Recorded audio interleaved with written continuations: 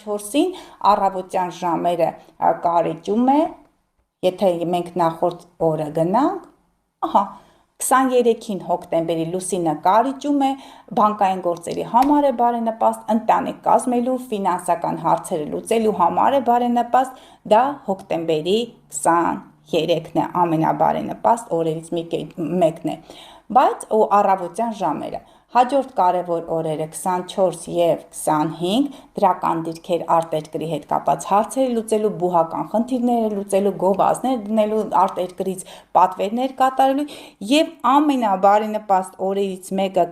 կրկին հոկտեմբեր ամսում 27, տեսնենք, 27, 28, ոչինչ, 29 և 30։ Այո, 27-ը այծեղ ջուրի կենդանակերպում պետական մարմիններին դիմելու արք ու վաճառքի համար, եթե 23-ը կտակ էր,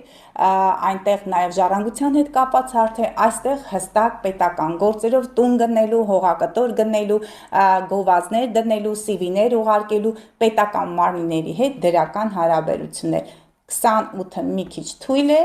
այո, թույլ է, 29 և 30 լուսինը կրկին ջրհոսի կենդանակերպում ապագա պլանների համար, նորից նորալուսնից հետո է, աճող այդ լուսինն է,